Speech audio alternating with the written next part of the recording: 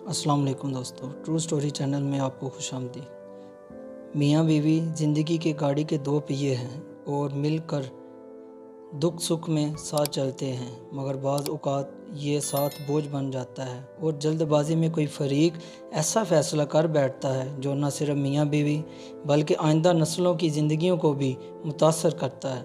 ये भी ऐसी ही एक ख़तून की सच्ची कहानी है जो शोहर से इख्तलाफात के बायस इससे अलग होने का फ़ैसला कर चुकी थी।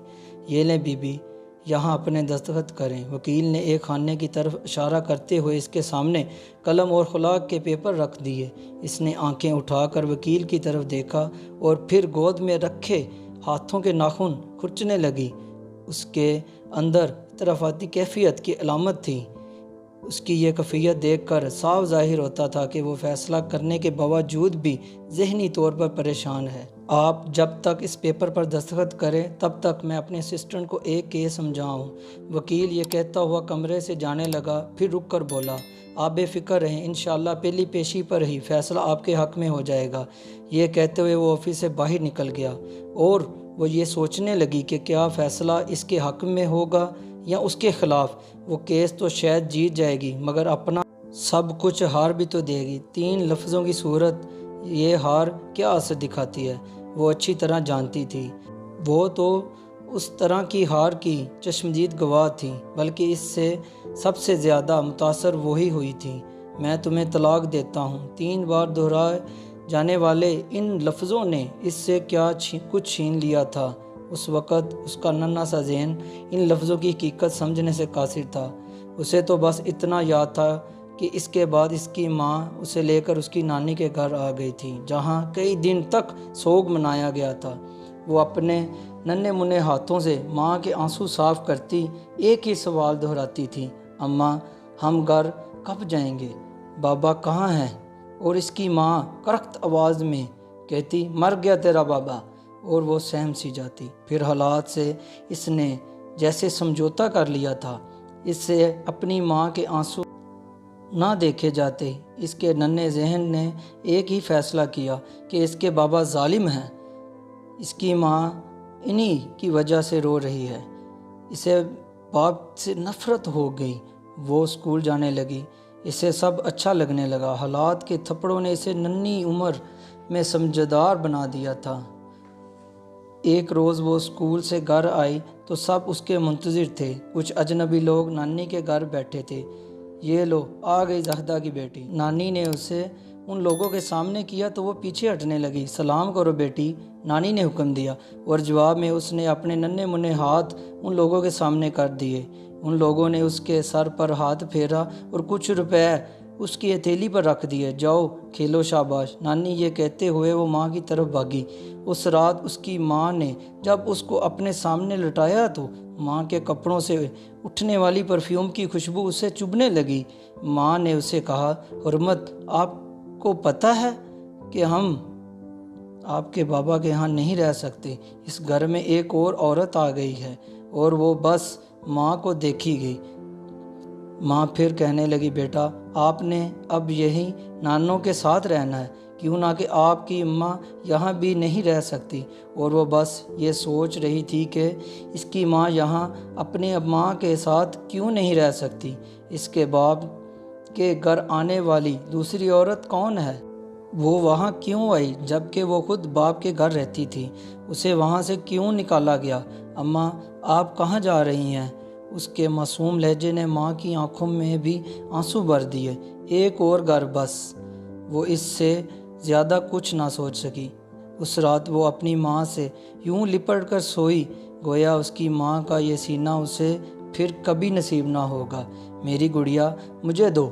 उसकी मामूजात बहन ने उससे गुड़िया छीन ली और उसे पीछे गिरा दिया।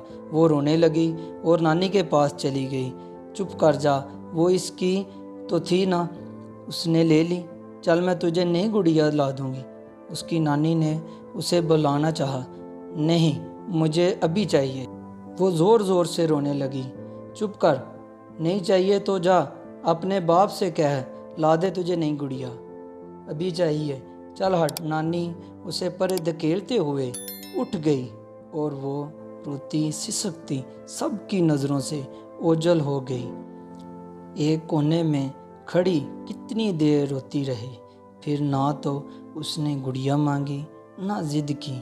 किसी ने दिया तो खा लिया, पहनाया तो पहन लिया। उसने माँ बाप दोनों से मिलना छोड़ दिया।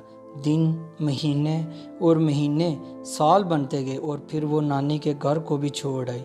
कितना दुख था उसके अंदर, कितना चाहा था उसने कि बाप का शफकत भरा हाथ उसके सर पर होता, वो इसके कशीदा सीने से लग कर अपना सारा दुख भूल जाती। कितनी ज़रूरत थी उसको माँ की दुआओं की। उसके कंधे पर सर रखे उससे दूर होने पर वो फूट फूट कर रोना चाहती थी मगर ना रो सकी, बल्कि स्पॉट चेहरा लिए वो एक और दहलीज पर आ रुकी।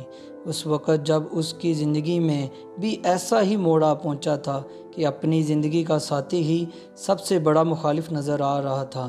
माजी के तमाम वाक़यात उसकी नज़रों के सामने की तरह चल रहे थे। उस वक़्त वकील के दफ्तर में वो एक बेजान जिस्म की मानंद कुर्सी पर बैठी थी। आंसू तवातर से उसकी आंखों से रवां थे। 4 हरूफ पर मुश्तमिल लफ्ज़ तलाक बिलाशुबा एक जायज़ मगर अल्लाह के नज़दीक नापसंदीदा फ़ेल है।